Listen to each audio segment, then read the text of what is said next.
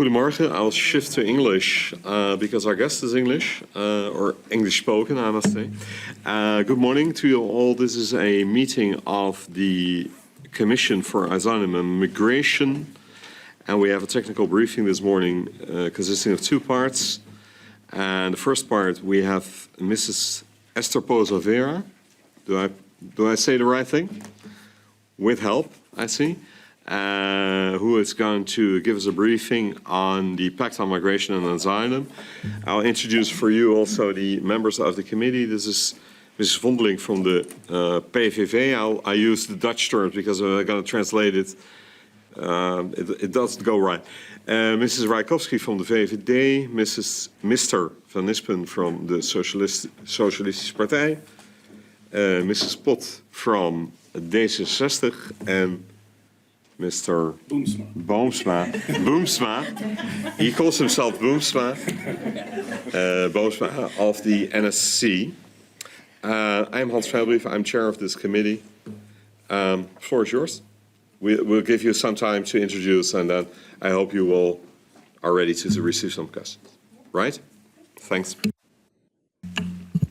Good morning, and thank you very much for this kind invitation. So I'm Esther Poza-Vera, I'm the head of the Asylum Unit, and I was one of the main negotiators of the Pact on Migration and Asylum. So I was the one looking at all the instruments, but of course we were a big team. So I hope I will be able to explain to you a bit the basics of the Pact. My understanding is that you might not be completely familiar about all the instruments. It's about 300 pages in the official journal. So obviously this is not so easy to understand. So I will do my best to simplify as much as possible, and also a bit how we could benefit the Netherlands. And then, of course, we can go more into the details. Your question also, what the Netherlands needs to do during the questions and answers, if you allow me. So you have received this presentation. It is more as a background because you see it's very long. And what I'm going to do is to try to group it to make sure that the main concepts are clear. But you can always have it, and then when I understand that you will probably do written questions as well, so feel free to then look more into the detail of the presentation and come back to me.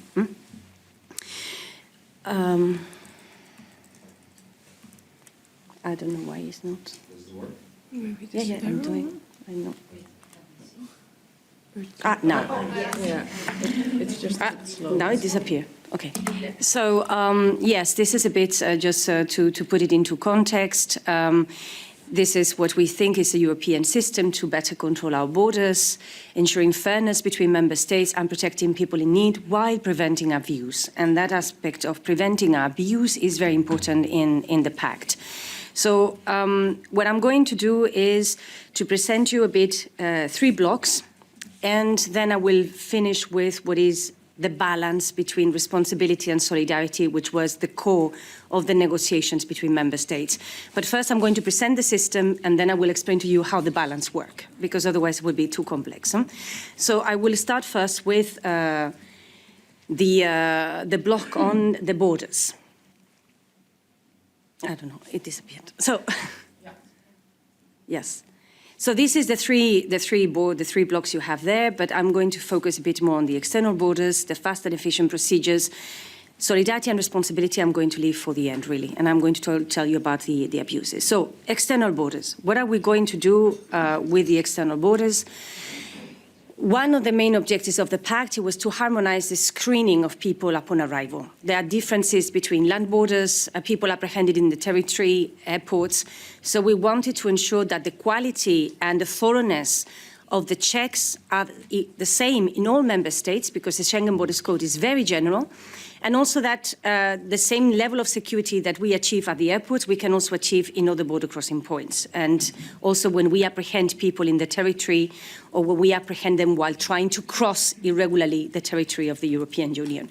And this is what the screening regulation is about. So with this, what we're going to achieve is that everybody has to go a screening of security, identity, health, and vulnerability. And all that information that is collected is going to be registered We will have a new data system, the new Eurodac, which is going to move away from being an asylum dabbling database to become a migration database that is interoperable with all the other databases we have, like the Schengen Information System, the Entry and Exit System, the travel system, that identity system that we will have, ETIAS. So all that information, so when we register the fingerprints of somebody that has been apprehended, we will be able to check all the databases to see if somebody has a hit, if somebody has tried before to enter the European Union, if he has a ban to enter the Union, if he's in one of the registries regarding terrorism. So we will be able to check all databases at the same time. And this is very important. And most importantly as well, the fingerprints will stay longer than today. So we will have, for irregular entries, 5 years. For asylum seekers, is going to be, for persons who apply for asylum, is 10 years. And that's going to allow as well that there will be better tracing of the people when they try to move and, if I may use this expression, cheat the system. So this is what we're trying to do, but at the same time, you also identify the vulnerabilities of the people. So it's a balance. You will check security, identity, but also the people that might be have health needs or vulnerability needs. And this is very fast procedure. It has to be done within 7 days. It can be done in a shorter period of time, and there is an obligation to restrict the freedom of movement. So during this period, the people cannot enter the territory of the European Union. At the end of this screening, the authorities in charge will have to transfer the person to the right procedure, which could be return if the person didn't apply for asylum, or if the person applied for asylum, they have to channel them to the right asylum procedure. And this is my next point, the border procedure. We introduce mandatory border procedures for categories of people that we think have very low chances of getting asylum in the European Union. So anybody who belongs to a recognition rate of 20%, so people that have little chances of getting asylum in the Union, so we consider that there is a likely unmanifested, unfounded claim, likely manifestly unfounded claim, will be put in the border procedure. Also security cases. As I told you, in the screening we do a security check. So if during the screening we see that there is something, the border guards can channel the person to the asylum authorities who will decide if this is a security aspect and put them in the border procedure. As well, if the person misleads the authorities. So if they say information that is clearly false with an intention to mislead or not cooperate with the authorities. So all these people there will be an obligation to put them in the border procedure, which means, again, they cannot enter the territory of the European Union. They will be physically in the territory of the Union, but they are not authorized to enter, legally speaking, within the meaning of the Schengen Borders Code. And for this reason, there is again an obligation to restrict freedom of movement until the process has been finalized. The border procedure is a fast procedure. It is supposed to be 6 months in total, because in our jargon we talk about the asylum and the return border procedure. There are 2 procedures, but we consider it as one. The asylum has to last maximum 3 months. The return, 3 months. So in total, 6 months. That doesn't mean that the people have to stay for 6 months at the border, because it could be that you are faster, because it's a clear and manifestly unfounded case, and you can return them very quickly. It's just the maximum that they can stay at the border. And this element of the protection of the external borders is the first pillar. If you have questions there later on, we can see. But we also have the second pillar, which is more effective procedures. So we better control our borders, but we know that not everybody is going to be put in the border procedure. There are other cases. So what do? We create a European system. A European system, which means, first of all, that everybody who wants to apply for asylum in the EU will have to do it at the first country of entry. This doesn't exist today. The persons do not have an obligation to apply for asylum in the first country where they enter the European Union. Oh. There's the next one? Yeah, this one, clear, here. So they have an obligation to enter, if they come into the European Union, they have to apply in the first country of entry. And we don't care how they enter. So if they enter via the airport or they were apprehended trying to cross the borders irregularly, they all have an obligation to apply in the country of first entry. And if you don't do it, there will be consequences that I will explain. First thing. Second thing, the application in the first country is a European application. What do we mean? Once you apply in one member state, if the person, let's for example, somebody arrives in Italy, applies for asylum in Italy, and then absconds to the Netherlands, and apply for asylum in the Netherlands again, automatically becomes a subsequent application, which is not the case today. So it will be a second application. Today, if I apply in Italy and then I come to the Netherlands, there are two different applications that are considered first applications. So now we will have a European system, so whatever happens in the first country will have consequences in the second country. So if I apply for asylum in Italy and then I move from Italy to the Netherlands and apply for asylum in the Netherlands will have an obligation to consider this as a second application in the Union. And this will also have consequences. And there will be much more obligations to cooperate and exchange information, so that all the information that has been collected in the first member state should be used by the second member state, including if the first member state has taken a decision or has carried out an interview, all that information should be passed on to the second member state. These obligations of cooperation are much stronger now. So it's a European system. It is a European system as well. They have very clear deadlines, which we don't have today. Deadlines for the registration, deadlines for the lodging, deadlines to finalize the procedure, also more harmonization on deadlines for appeals. Is not fully harmonized when it comes to the appeals, because this was very important for the member states which have different constitutional arrangements, and it's difficult to really harmonize. But at least we try to, as much as possible, harmonize as well the deadlines for appeals.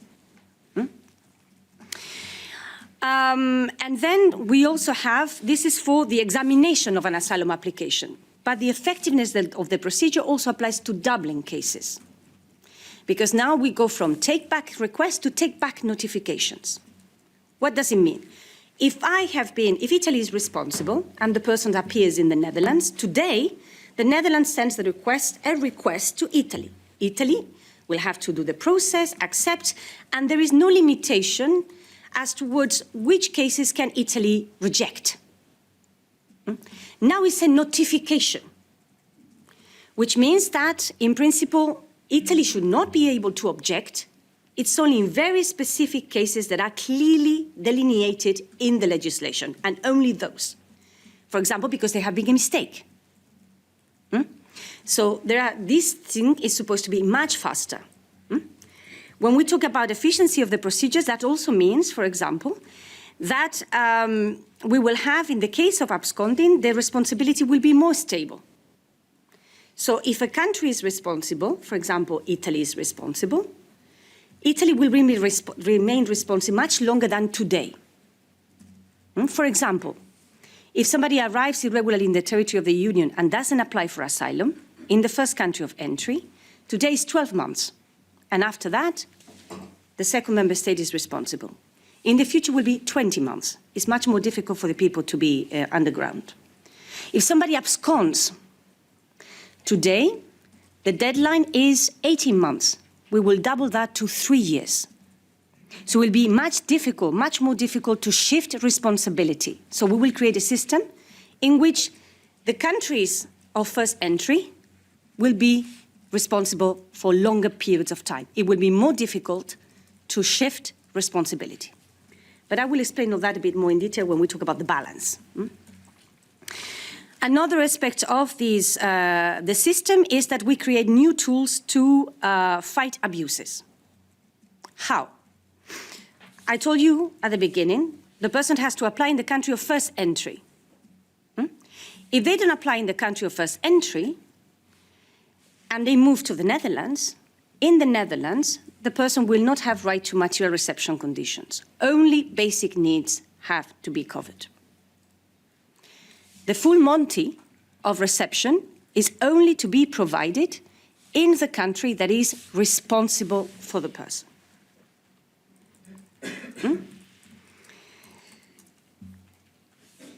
Let's say that the person applies for asylum in Italy, and then the person absconds from Italy.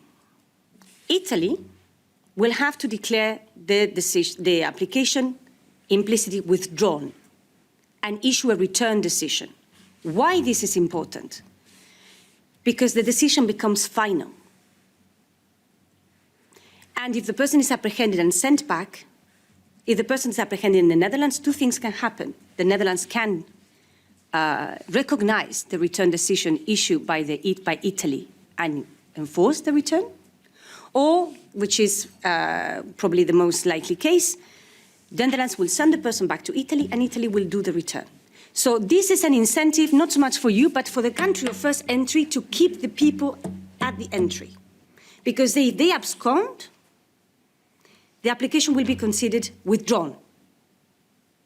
And they have an obligation to issue a return decision. If the person doesn't cooperate in taking the fingerprints, they don't want to give fingerprints, the application, again, has to be considered implicitly withdrawn, and we issue a return decision. So this aspect of implicitly withdrawn and return decisions are very powerful tools for the countries of first entry to make people cooperate in taking fingerprints and staying there. For the Netherlands, it would be more interesting, the possibilities under the Reception Conditions Directive to withdraw reception conditions and only cover the basic needs.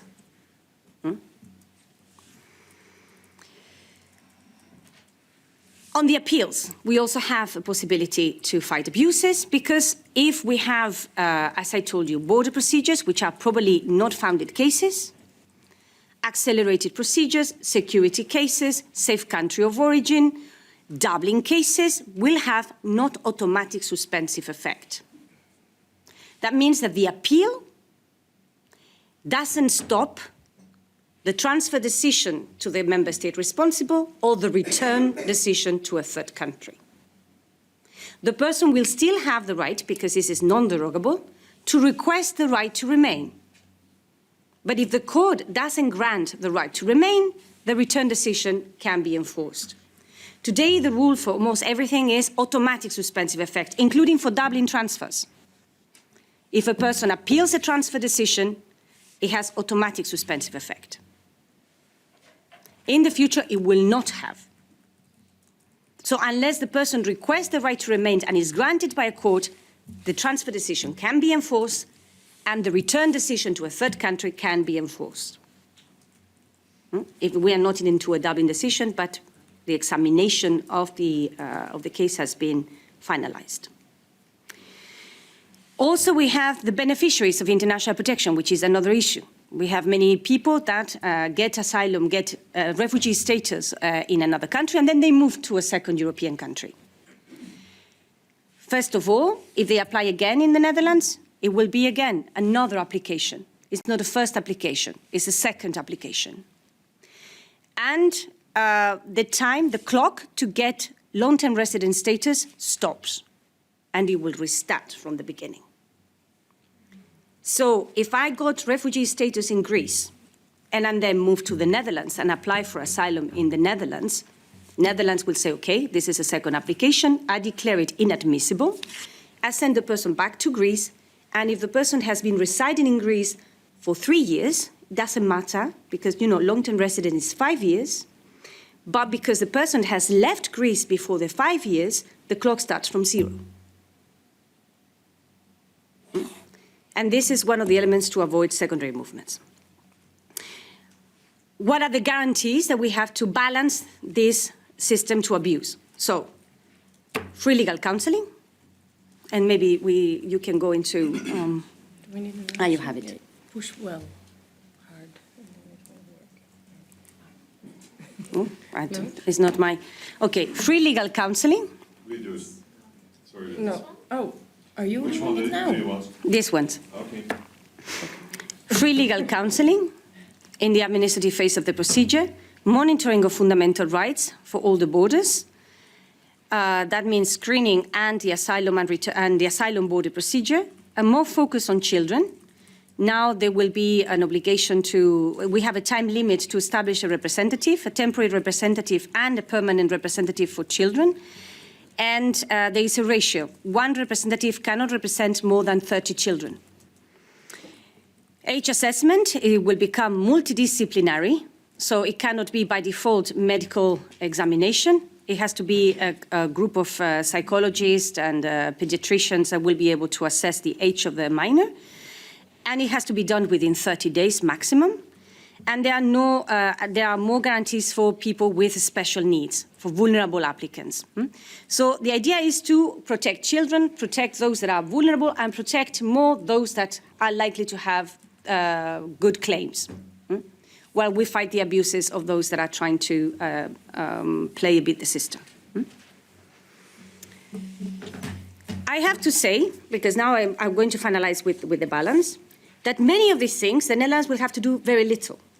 Why? Because many of these ideas, we draw inspiration from the Netherlands, from the Dutch system.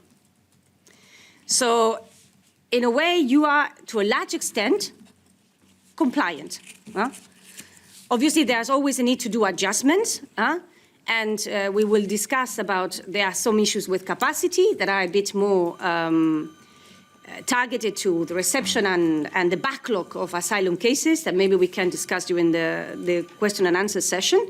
But, for example, in the border procedure and the legal counseling, there are many of these things that we actually draw inspiration from the Netherlands. Also in the protection of vulnerables, because we try to bring everybody to the same level, particularly for those that are in need of international protection. And I finalize with actually a previous, we have to go back. That. No, this one. The balance.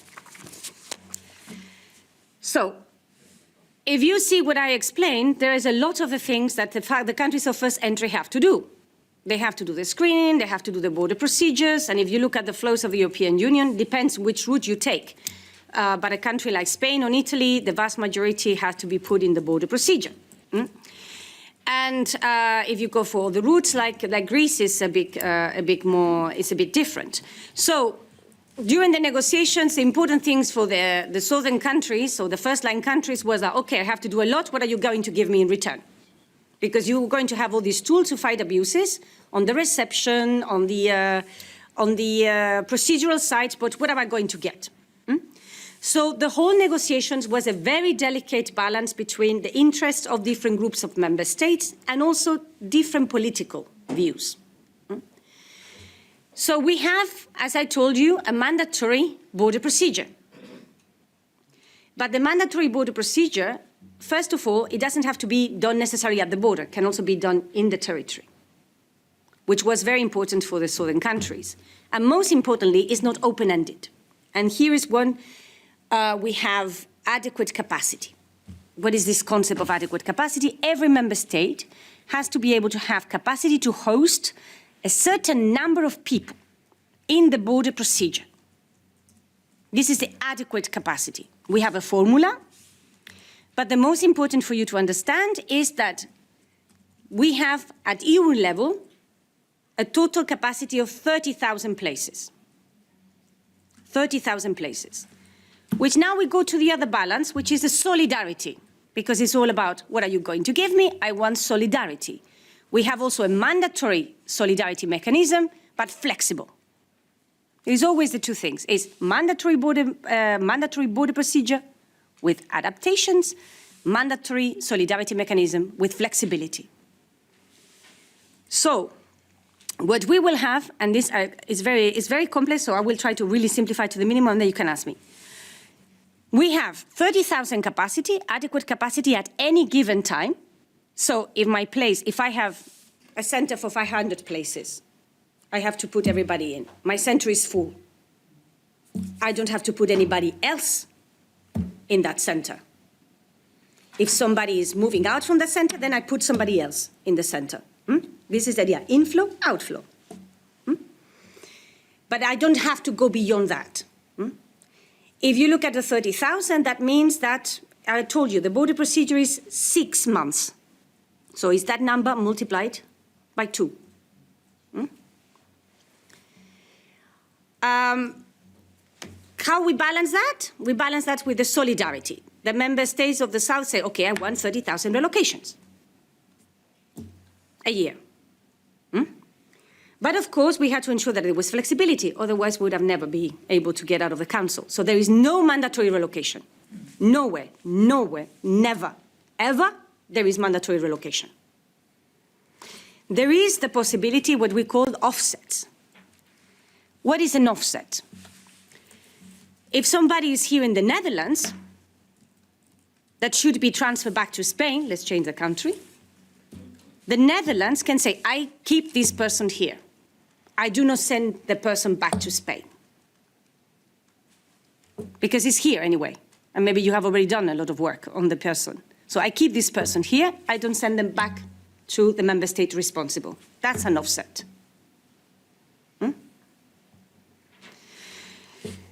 Therefore, if we have to do every year solidarity pool,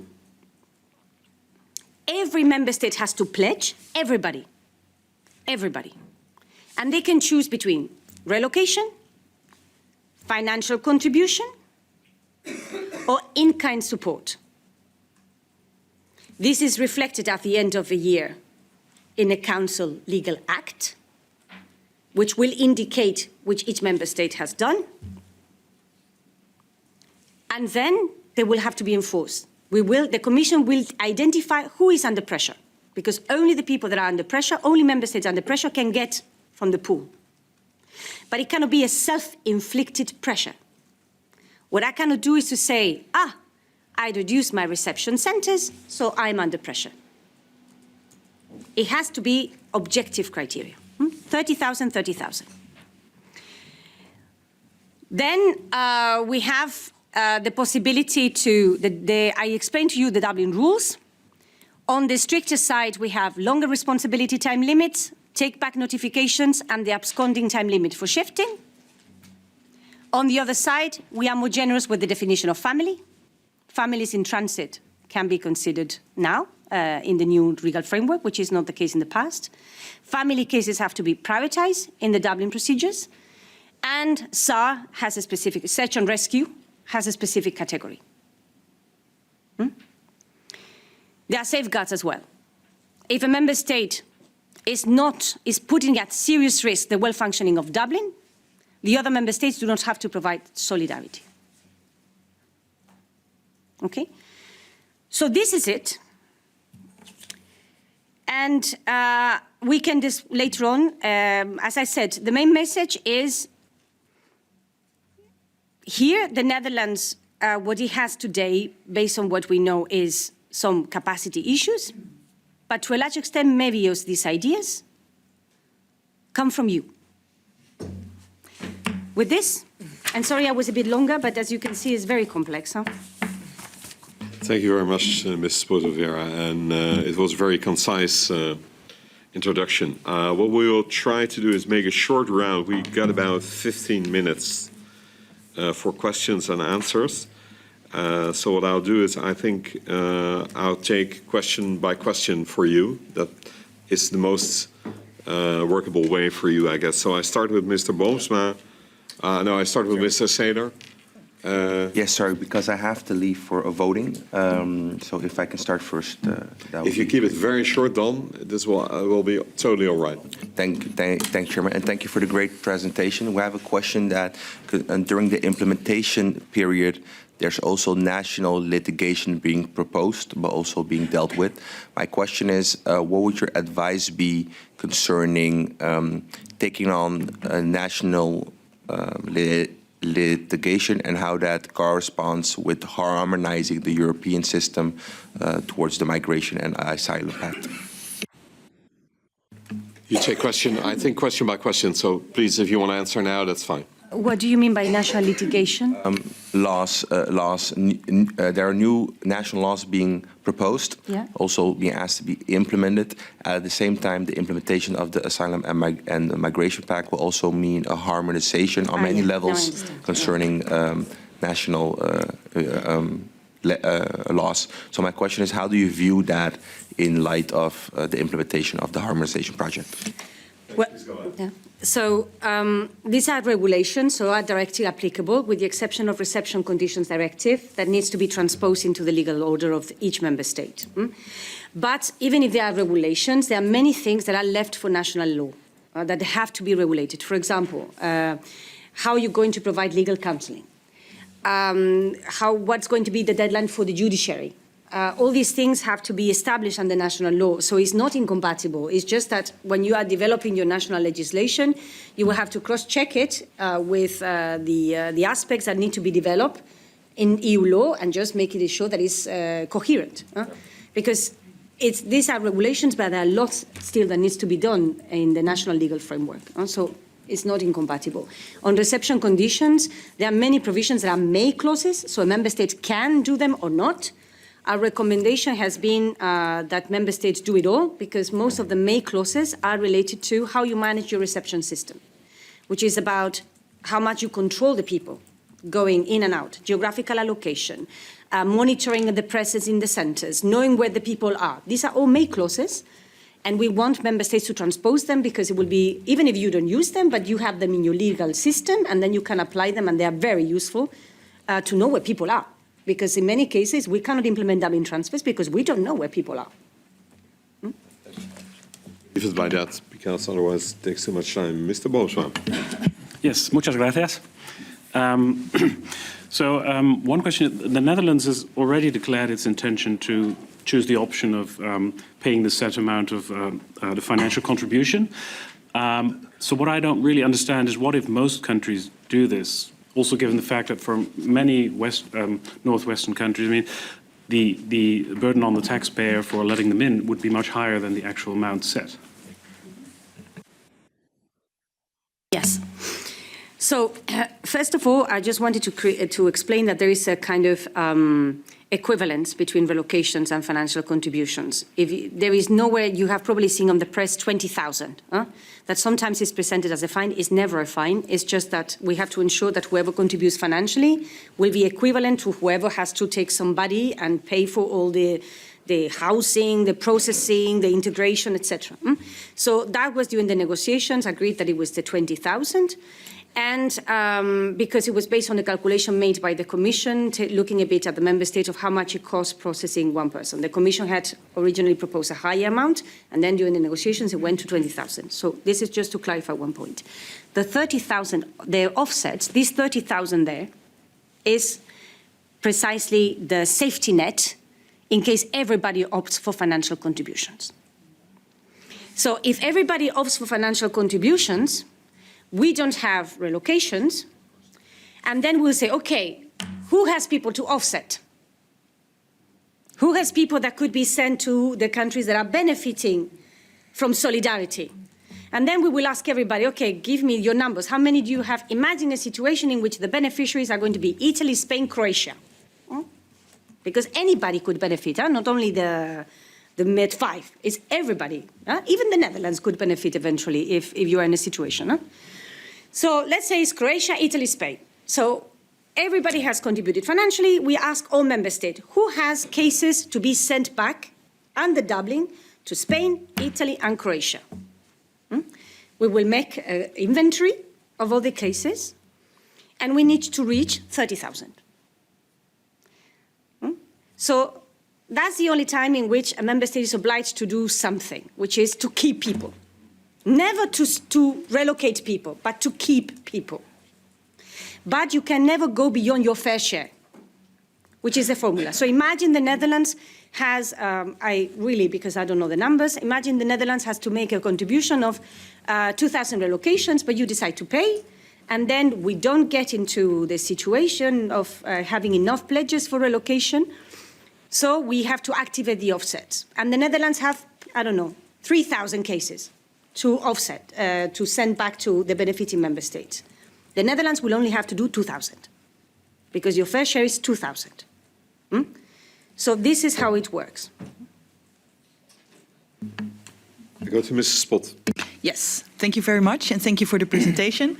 It's complicated stuff, so it's very interesting to see this. I'm going to talk a little bit about the Dutch situation, or ask a question about the Dutch situation, because you mentioned the fact that there are pretty strict deadlines on everything.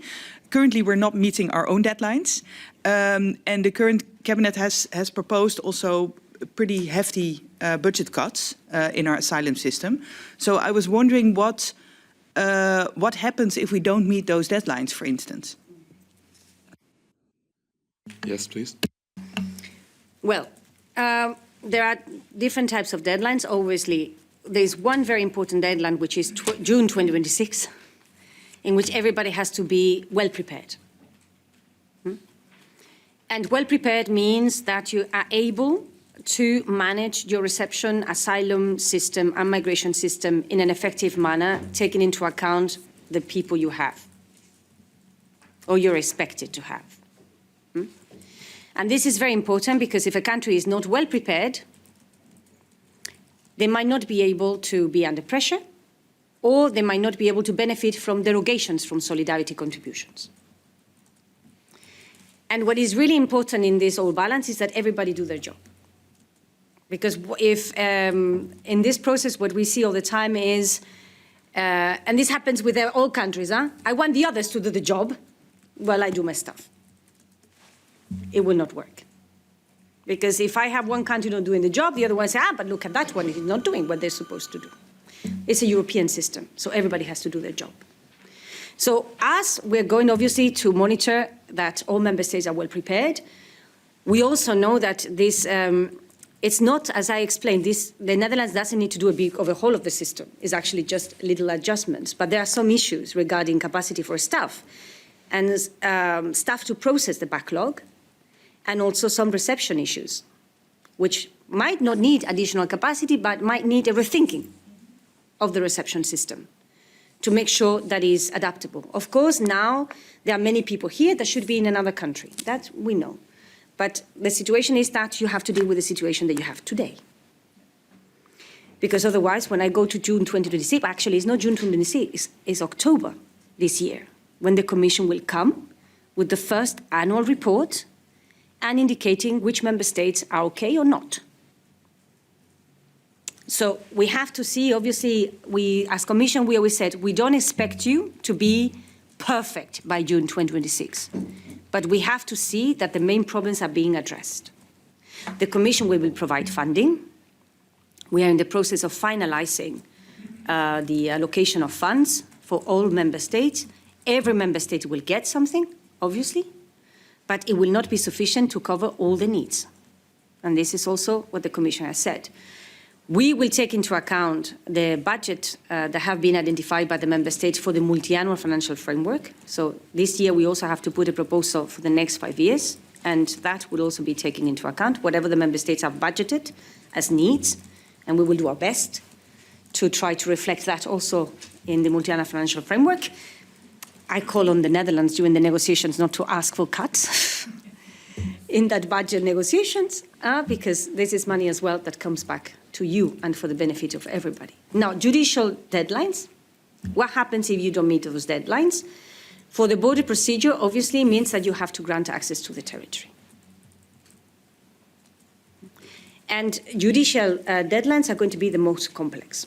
But this maybe we can discuss later. I don't know if this is where you, yeah? Mr. Van Nispen. Thank you very much. I have a question about supervision on quality of procedures, on human rights issues. For example, in the centers, how is it arranged? Is it on European level? Is it of the NGOs? How does it work? Well, we will have two mechanisms. On the one hand, you have the independent monitoring of fundamental rights mechanism that has to be established at national level. The member states, this is the prerogative of the member states to decide how they're going to do it. What I see in many member states, this is going to be the ombudsman, the ombudsperson. But each member state can do it the way they please. What is important is that it's independent. And actually, there is an article in the screening regulation, which is the one that regulates this in detail, about what are the criteria for independence, as well as cooperation with civil society organizations. The civil society organizations do not have to be part of it, but there is an obligation to cooperate and take into account civil society organizations' views. And this mechanism as well, the Commission has to take it into account. The recommendations or the findings of this mechanism, which is a national one, the Commission has to take it into account when we talk about money to be disbursed to that country. Is what we call the horizontal enabling conditions, in which we can retain funds if a member state is not compliant with fundamental rights. This is the national mechanism. Then we will have EUA, the European Asylum Agency. The European Asylum Agency is going to start now, under the new mandate, a monitoring mechanism, which is similar to the Schengen evaluation mechanism. I don't know if you're familiar with it. But basically, the EUA will have to do fact-finding missions, evaluation missions, together with representatives of the member states and the Commission to see how the procedure is being implemented. And this includes the quality of decision-making. So they will look also at fundamental rights, the quality of the decision-making, and any deficiencies. And that will issue recommendations which will also have consequences if the member states don't implement them. Because the Commission will have to take into account those findings in the annual report when we decide who is entitled to solidarity, who is not entitled, who is under pressure, who is under a difficult situation.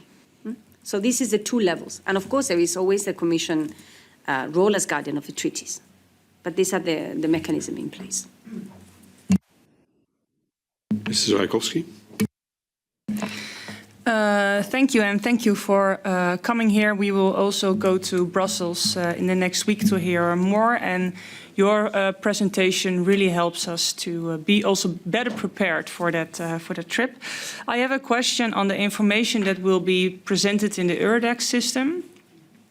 As I understood, when it comes to national safety, when someone has maybe some terroristic criminal records, that will be mentioned in the system, but not if someone is aggressive or other kinds of lighter violations. So I am looking for how can we make sure if someone enters Italy, doesn't behave there, and someone comes to the Netherlands, how can we see the behavior that someone has had? If I remember correctly, but this I'm checking, violent behavior is also included. Because the security flag is what we call security flag in Eurodac. It's we draw inspiration from the Schengen Information System on returns, which violent behavior is included. So it's not only terrorism or smuggling, but I was trying to find the text, so maybe I can come back to it later. But if I remember correctly, because this was an issue, violent behavior in principle, if the person has a weapon, he has misbehaved, that should also be included in the flag. Also and what is also important for you to know is that the security flag can be introduced at any time that there is a check. So it can be introduced by Italy when they do it, but if, for example, then the person moves into a reception center, it can be done in the reception center.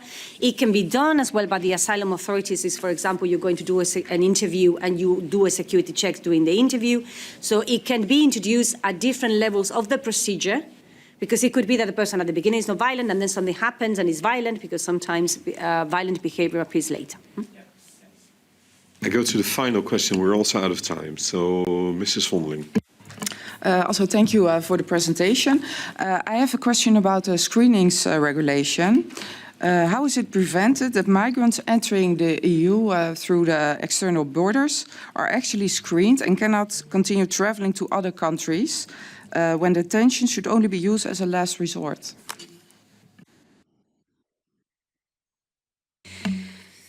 Well, as I said, there is an obligation to restrict freedom of movement. I think here is going to depend very much on the national situation, because there are some member states that by law they can detain people for 48 hours, also for 72 hours, others in which you have to have a judicial authorization to do so. what the legislation is trying to do is to give a more solid legal basis for restrictions of freedom of movement and eventually detention. So it's going to depend very much on the member state itself. The Commission is working together with the European Asylum Agency in developing guidance precisely on this, how to prevent that. We are also working on how to design the centres. And alternatives to detention as well. We are working, for example, Denmark has been very successful in this process, and we're learning a bit from Denmark, and we would like Frontex to do something at more European level, when we can track people, and precisely because we know that in some countries, the judges are more favorable to validate detention orders, but others no. So this is a bit where we are trying to help everybody to try to harmonize as much as possible. And in the next months, I would say, you will see that there is a good package of information that is going to be delivered on that. Thank you very much, Ms. Pozovera. I think we should stop here.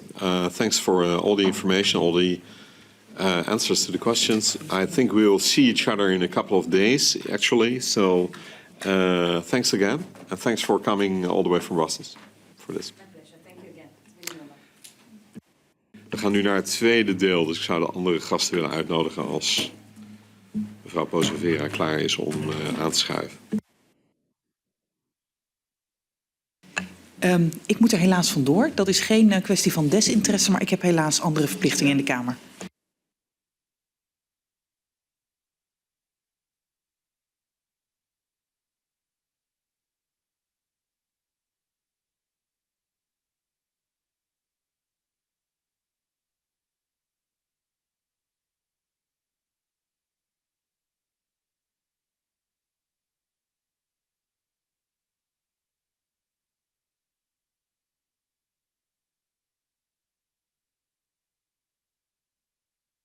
Ja, goedemorgen. Hartelijk welkom aan de heer kapitein, mevrouw Soekla en mevrouw Maas. Alle drie van het departement. Ik houd daar maar even bij als ik kan nu hele jobomschrijving oplezen, maar dat gelooft denk ik iedereen wel. U heeft denk ik ook een korte presentatie voorbereid. We hebben ook weer 3 kwartier. En daarna wilde ik weer hetzelfde proces doen als we net hebben gezien. Dus ik weet niet wie van u gaat spreken. Alle 3. Nou, dan raad ik u aan tempo te maken. U begint, mevrouw Soeklan. We zullen het kort houden hoor. Ik zal me even voorstellen. Mijn naam is Kavita Soeklal. Ik ben raadadviseur Vreemdelingenrecht bij de directie Wetgeving van het ministerie van Justitie en Veiligheid en het ministerie van Asiel en Migratie. Naast mij zitten mijn collega's van het Directoraat-Generaal Migratie.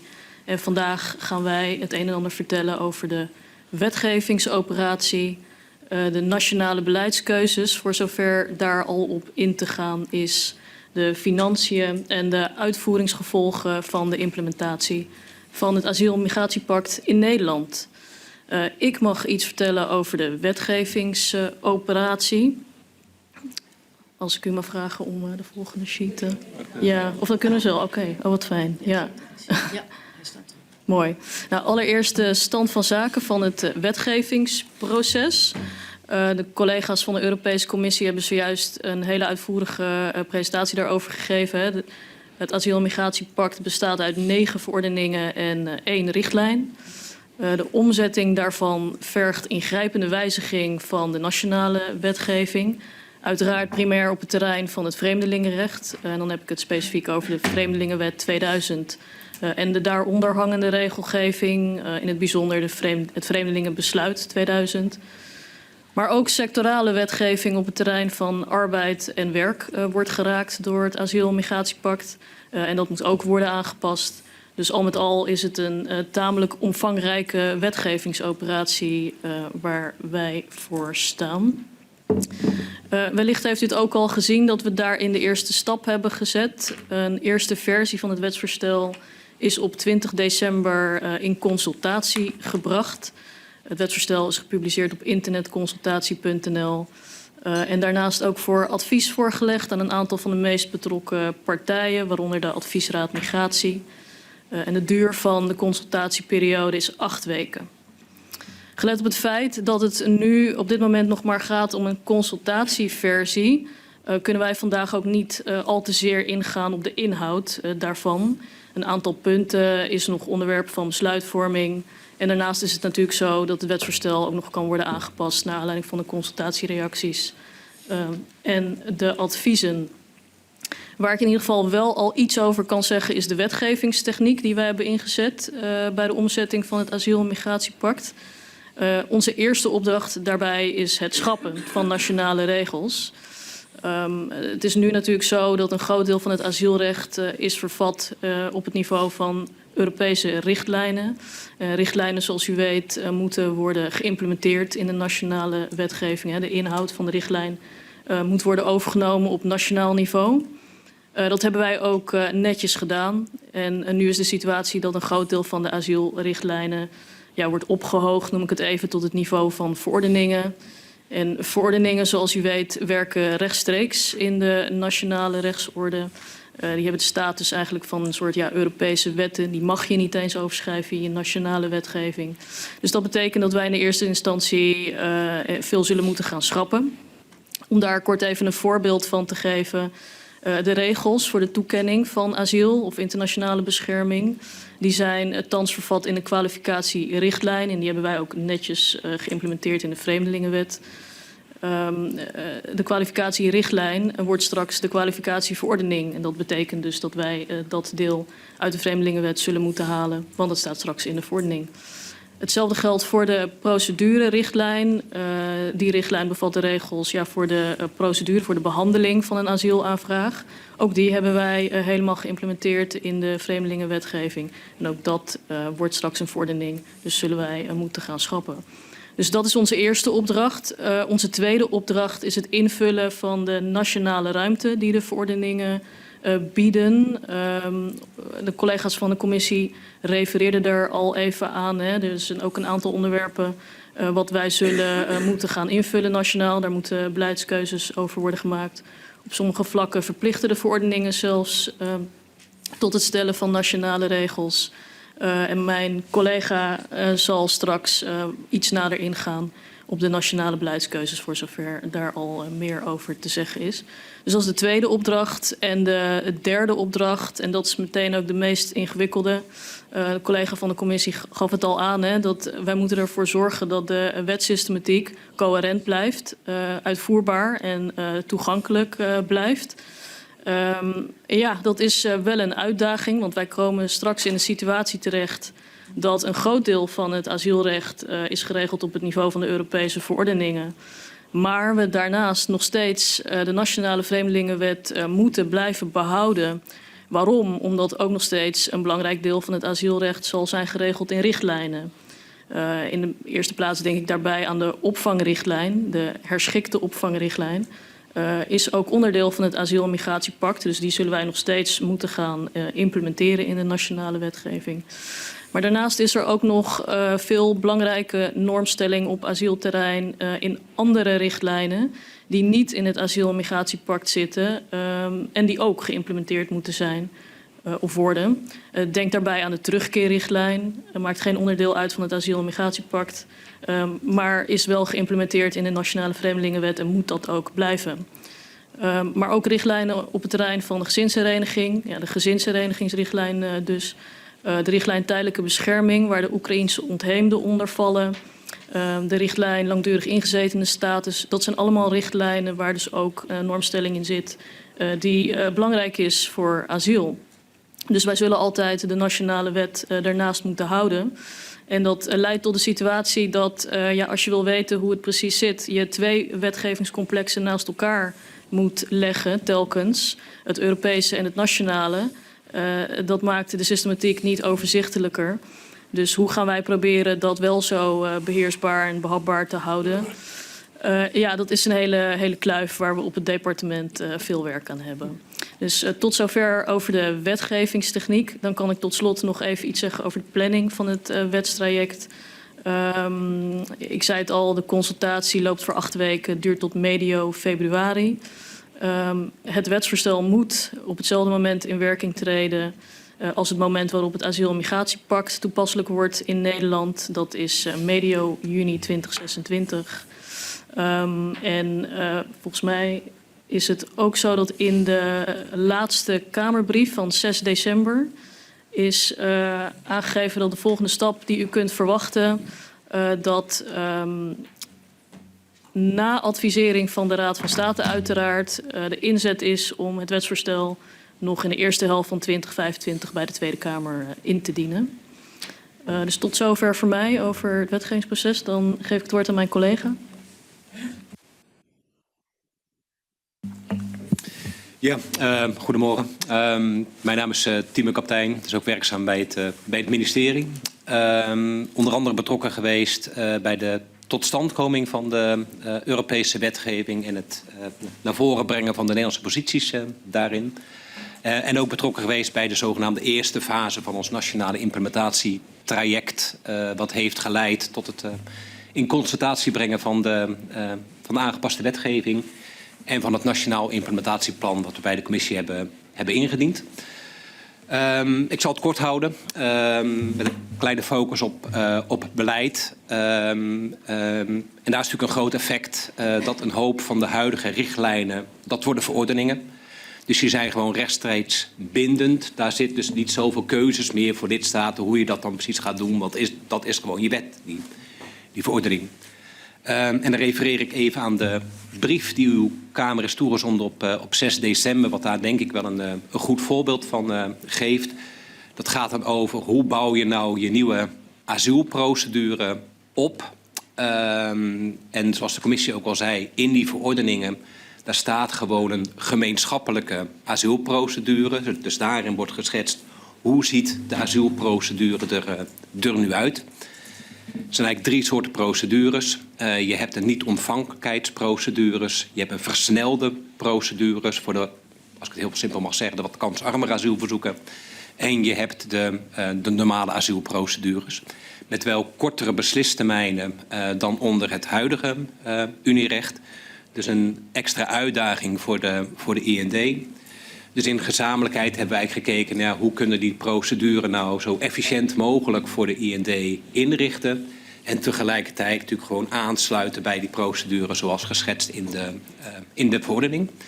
En dat betekent eigenlijk dat er een aantal stappen die we nu in onze procedure kennen, zoals het standaard afnemen van een aanmeldgehoor, het standaard aanbieden van een medisch onderzoek, niet meer verplichtend is, dus niet meer in iedere zaak, maar meer uitgaan van maatwerk. Dus dat je kijkt, nou, deze persoon heeft dat wel nodig en deze persoon niet.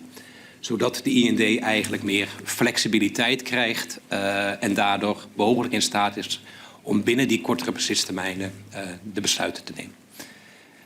En verder is het zo, wat ook al zei, er moeten nog een aantal keuzes worden genomen. De commissie zei het bijvoorbeeld al. Hoe ga je je onderdakvorm inrichten voor degene die de verantwoordelijkheid zijn van een andere lidstaat.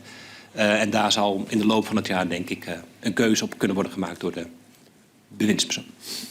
En daar wil ik het voor nu even bij houden. Goed, ja, dank u wel.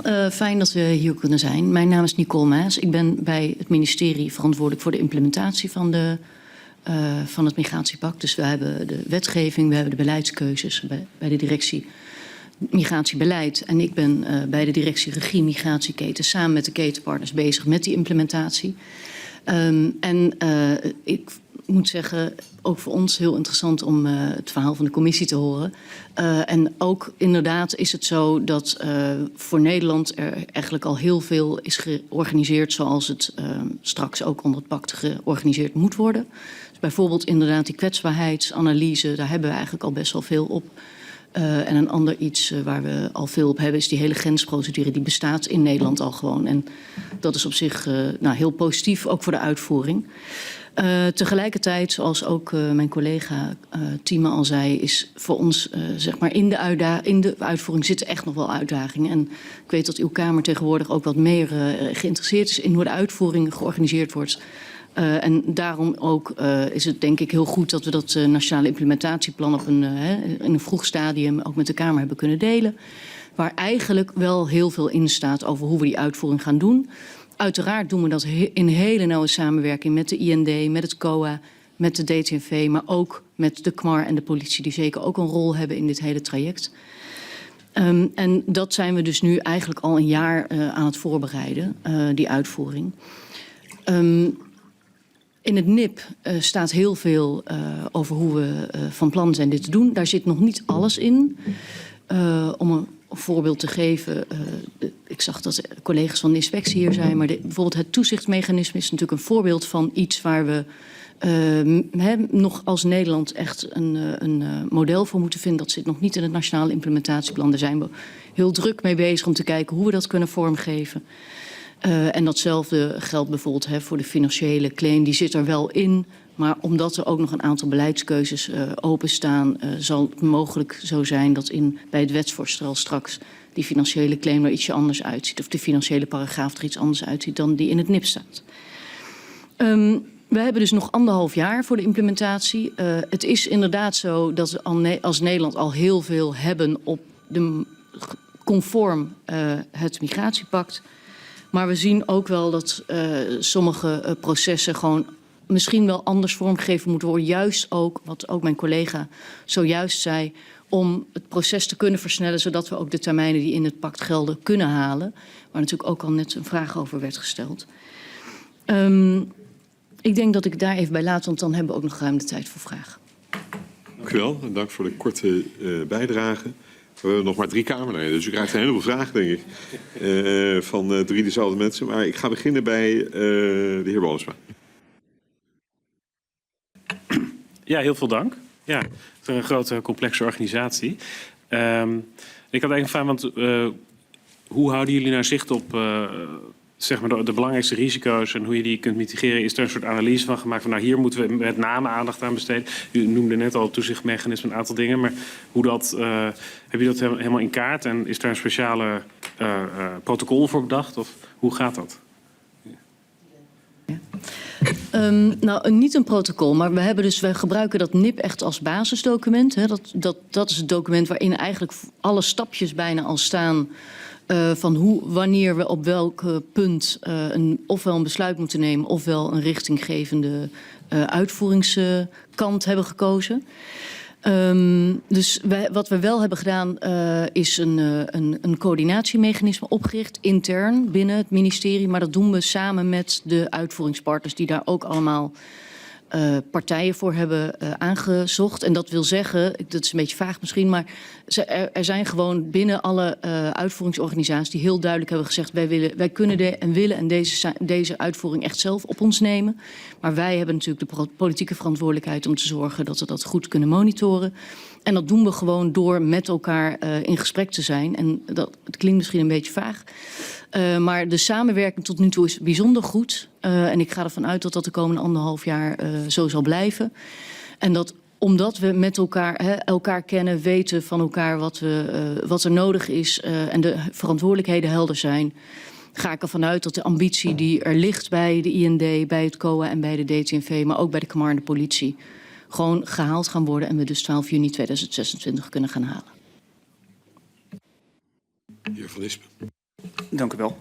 Ik ben zelf nog een beetje, dank ook voor uw presentatie en alle uitleg. Ik ben zelf nog een beetje zoekende wat dit nou naar de impact van het hele Europese asiel- en migratiepact. Ik begrijp absoluut wat het voor de wetgeving doet en hoe omvangrijk en ingrijpend dat is. Maar als het gaat om aantallen, en ik realiseer me de vraag zal misschien politieker klinken dan ik het bedoel. Maar ik bedoel echt, ook naar de uitleg van de Europese Commissie zojuist, dus het getal van 30.000. En het kan zijn dat het aan mij ligt, misschien begrijp ik het nog niet helemaal goed, maar wat betekent dat nou? Is er nou behalve die 30.000 die Europees mogelijk wel of niet herverdeeld gaat worden, nog een apart van gewoon de mensen die zich in Nederland melden? Kan iemand mij daar wat licht op werpen, dat nader toelichten? Ja, ik ga een poging doen, maar ik weet niet helemaal zeker of ik de vraag goed begrijp. Ik denk niet dat er in dat pact staan er geen richtgetallen. Dus het staat niet in van de Unie bereidt zich voor op een x-aantal mensen dat hier een verzoek om internationale bescherming gaat indienen. Wat het idee is, denk ik, achter die procedures zoals geschetst door de commissie, met name die wat strengere procedures aan de buitengrenzen, dat daar ook een effect van uitgaat richting mensen die misschien een minder valide asielverzoek hebben, Maak niet die gevaarlijke oversteek naar de Unie, want de kans dat je vrij snel een negatief besluit krijgt en ook weer wordt teruggeleid naar je herkomstland is groot. Dus je wil er ook een signaalfunctie mee afgeven. Je wilde denk ik ook een signaalfunctie mee afgeven. Het heeft niet zoveel zin om als je eenmaal in de Unie bent van de ene lidstaat naar de andere lidstaat. Dus daar hoop je ook weer een dempend effect te hebben op die, zoals dat noemen, die secundaire instroom. Maar richtgetallen zijn er verder niet ingenoemd. Die 30.000 die de commissie noemde, die komt eigenlijk 2 keer terug in die Unie-wetgeving. Die is enerzijds is die bedoeld, we krijgen natuurlijk de nieuwe buitengrensprocedures. Nou, een aantal lidstaten die vonden het wel van belang dat er een bepaalde zekerheid in kwam te staan dat die er ook daadwerkelijk zouden komen, die procedures. En die garantie is eigenlijk gekregen door gezamenlijk af te spreken. Als lidstaten gaan we er gewoon voor staan dat er op elk moment van het jaar 30.000 mensen in zo'n asielgrensprocedure kunnen zitten. Dus daar zijn onze procedures op voorbereid, zowel qua mensen als qua opvanglocaties. Die 30.000 komt nog een keer terug, omdat je altijd die balans zoekt met de solidariteit. Daar willen natuurlijk met name de buitengrensstaten wel een bepaalde zekerheid hebben. Ja, jongens, wij gaan veel buitengrensprocedures doen. Daar moet wel een stuk solidariteit tegenover staan. En daardoor is afgesproken, minimaal 30.000 mensen zullen jaarlijks vanuit de lidstaten die onder een migratiedruk staan, herplaatst worden naar andere landen. Dus daar komt hij denk ik in terug. En ik hoop dat dat Er is ruimte voor een vervolgvraagje als u wilt, meneer Van Nispen. Maar anders gaan wij eerst naar mevrouw Vondeling. Oké. Mevrouw Vondeling. Dank u wel. Hartelijk bedankt voor de presentatie. Ja, omdat u het net over die grensprocedure heeft, heb ik daar nog een vraag over. Mocht u hier geen antwoord op kunnen geven, ook prima. Die 30.000, het lijkt mij een laag aantal.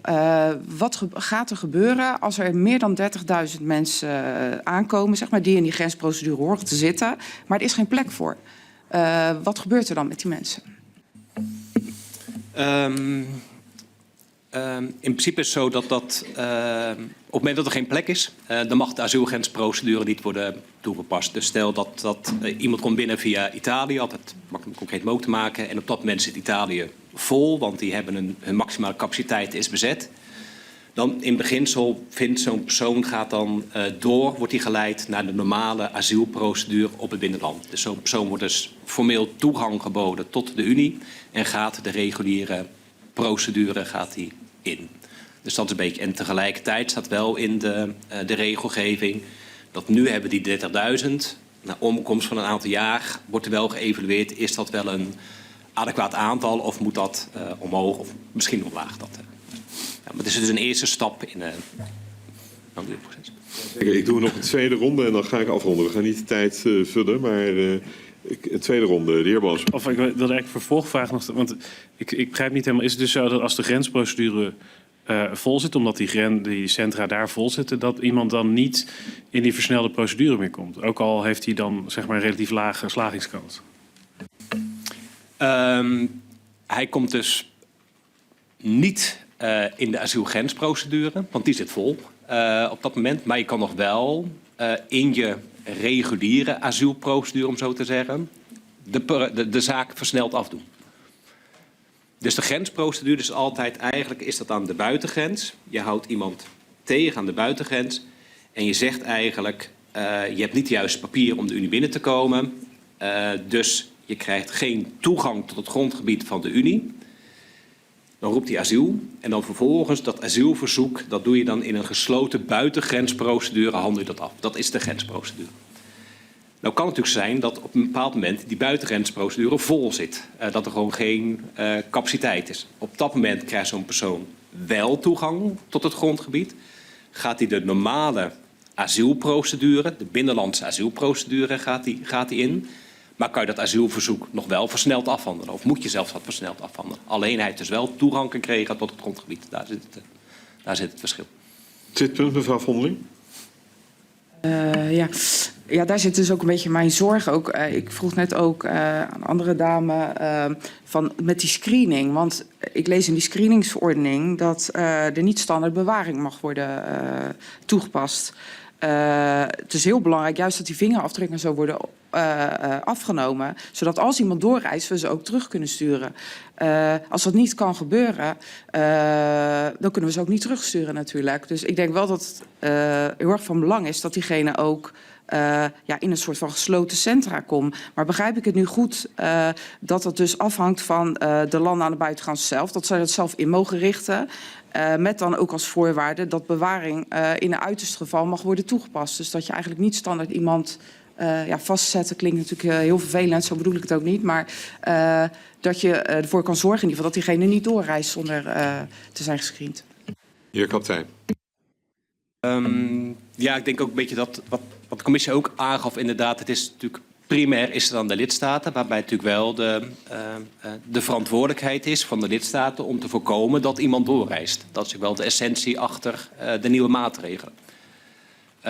Als je nou kijkt naar de Nederlandse context bijvoorbeeld, wij kennen natuurlijk al een langere tijd een asielgrensprocedure. En daarin is het ook wel de vaste jurisprudentielijn van de Raad van State. Die heeft gezegd, ja, gelet op de Nederlandse geografische positie. De enige manier waarop jij effectief die toegangsweigering gestand kan doen, is door detentie. Want op het moment dat je hem een meldplicht krijgt, dan krijgt hij nog als het ware toegang tot het grondgebied. In andere lidstaten kan dat natuurlijk anders zijn als je bijvoorbeeld mensen zou opvangen op een eiland bijvoorbeeld. Dus dat maakt het ook moeilijk. Maar het is natuurlijk wel, nu praat ik vanuit de Nederlandse situatie en daar ligt natuurlijk al een stuk verantwoordelijkheid voor de buitengrensstaat en daar ga ik natuurlijk niet over. Heer Van Ispen. Ja, sorry, dan toch nog ook even op dit punt. Stel dus dat die buitengrensprocedure op enig moment vol zit, of die centra vol zit en iemand is toch doorgereisd of heeft zich als eerste in Nederland gemeld. Dan kan zo iemand dus ook niet naar het eerste land teruggestuurd worden. Bijvoorbeeld Italië. Dat gaat er niet, want dat zit dan vol. Nee, heer Kaptein. Nee, die persoon kan wel worden teruggestuurd. Wat vol zit, is die...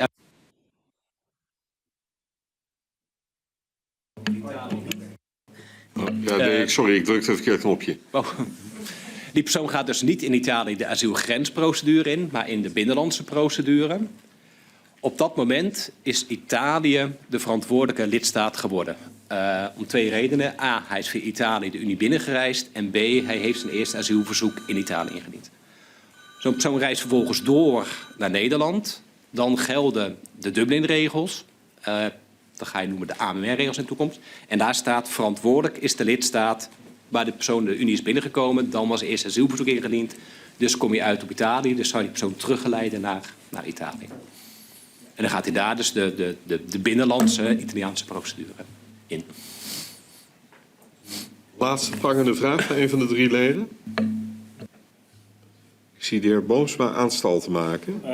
Een prangende vraag, zeggen. Niet gewoon iets van wat ik altijd door zou had willen vragen.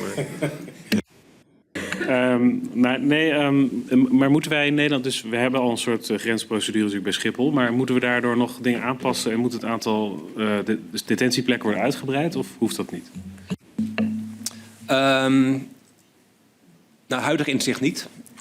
Want het is zo dat, wat de commissie uitlegde, het uniebreed moeten er 30.000 plekken zijn, om zo te zeggen. Voor je bepaalde verdeelsleutel is per lidstaat aangegeven hoeveel zij er moeten hebben. En voor Nederland is dat getal gezet op 211. Dus Nederland moet op ieder moment 211 mensen in de asielgrensprocedure, dan de terugkeerprocedure hebben zitten. En op dit moment hebben we daar de detentiecapaciteit voor. En ook de IND verwacht dat zij in staat zijn om dat aantal te kunnen afhandelen binnen de voorgeschreven termijn. Dat staat ook in het Nationaal Implementatieplan. Ja, nog even ter verduidelijking. Dus die 30.000, dat is het getal voor de gehele EU? Oké. Ja, dat was het. Okay. Dan ga ik afronden. Ik dank de heer Kaptein, mevrouw Soetla en mevrouw Maas hartelijk voor hun presentatie. Het was zo helder dat er niet heel veel vragen komen. Nee, dat kan ook. Dus dat is heel goed. En de antwoorden waren ook, daar kunnen winsten nog wat van leren van deze antwoorden. Kort en krachtig. Hartelijk dank. En we komen elkaar weer tegen. Hartelijk dank ook aan de Kamerleden.